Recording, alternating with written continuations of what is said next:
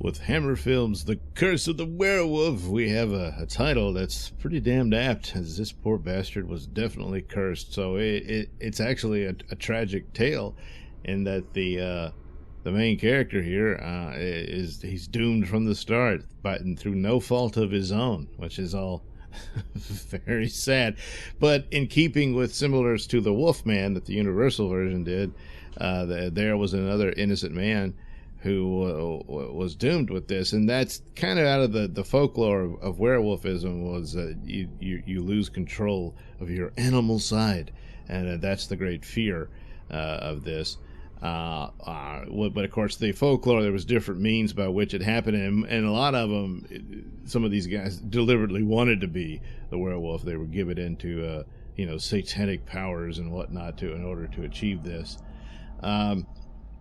As far as being bitten by one and turning into one, that's all Hollywood, I believe, came up with that idea, and it stuck. That's pretty much where it goes. In this one, there's none of that.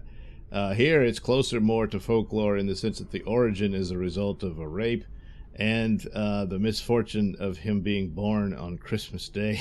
So that is a desecration to a holy day, and so therefore he's doomed to turn into a werewolf.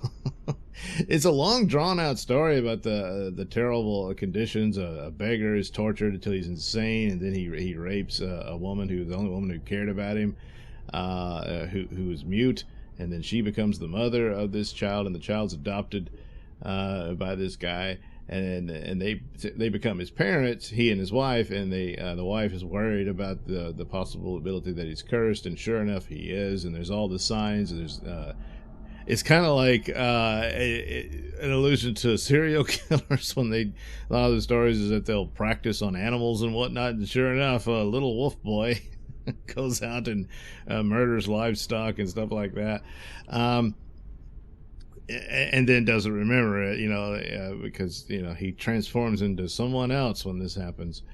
And slowly but surely, he's trying to deny it and fight it, and they said they sent him on his way when he grows up.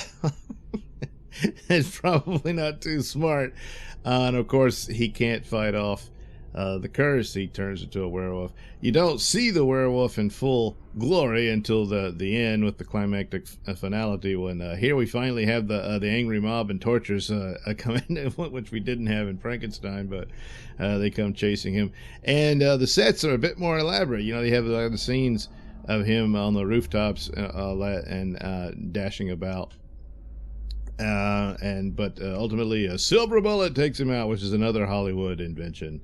I don't know how you're supposed to have killed a werewolf. I don't know. But Hollywood came up with silver bullets and all that stuff. So, and then it ends with his father has to take him out. And I was thinking, because I hadn't seen this one. I'd seen it in documentaries on Hammer and stuff like that. And I was wondering, is he going to change back? And then the father would be sent to prison for murdering his son. If people didn't understand, they saw the wolf, but he was already in prison for murder and all this stuff. So yeah, I guess they would have figured it was him. But he's still the wolf as the movie ends. But he's dead. There's that. No Christopher Lee or Peter Cushing. It might have been interesting if they split those parts there. I guess he would have been the father, and Peter Cushing would have been. Christopher Lee would have been the werewolf, and Cushing the father. I don't know. But it's also a bit of it's all, again, very much a tragedy, as the real villains were the nasty, like the Marquis, who's just an absolute psychopath, and all this, but I guess in a lot of ways it's his evil that leads to this, and yet this innocent man is turned into a monster. So all that goes on. It's strange how some of the promos has him carrying the actress who plays the mother. That's not the girl he falls in love with. Thank God. But I guess that's just promos and whatnot. But it does give it seemed to suggest that when he was with his girlfriend, that she calmed him down enough to where he had control over this, and he wouldn't, when he was with her, he didn't turn into the creature and all this sort of stuff. But her father wanted her to marry someone else. He'd already arranged it, and nothing was against it. So it was just everywhere the guy went, there was no relief. And so ultimately, it ends the way you think it would.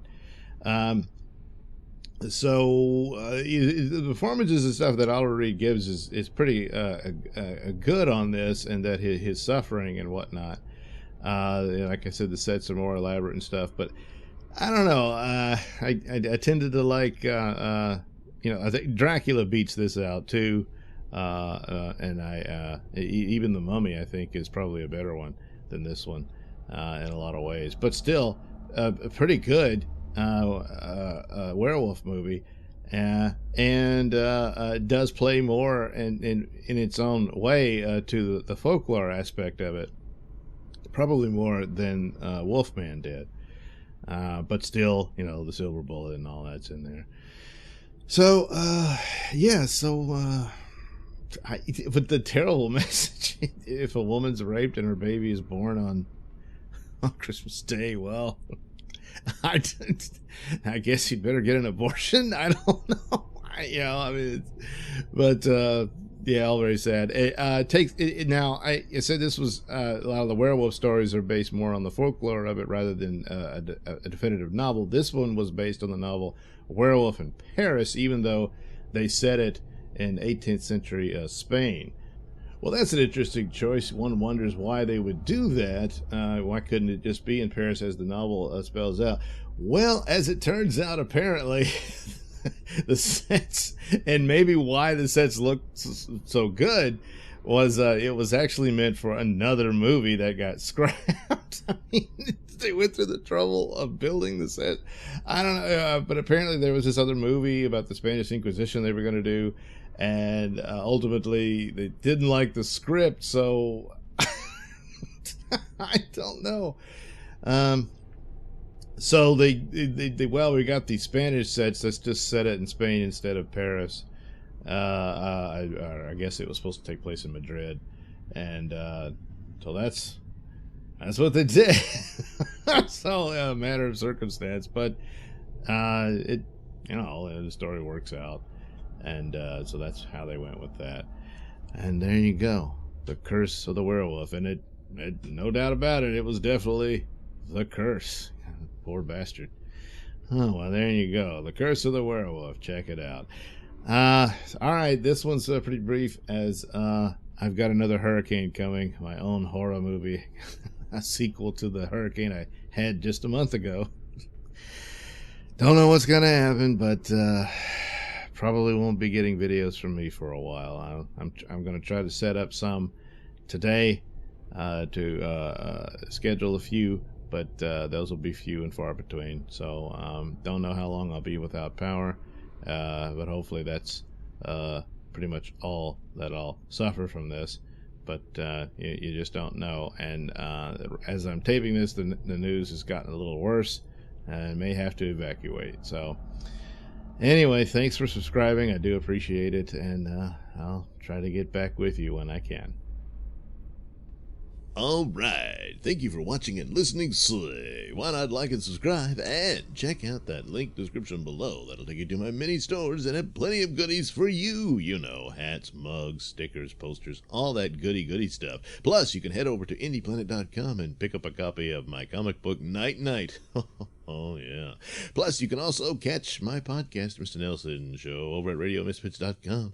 And you can also watch my videos on my channel at BitChute. That's the Mr Nailsin channel on BitChute.com.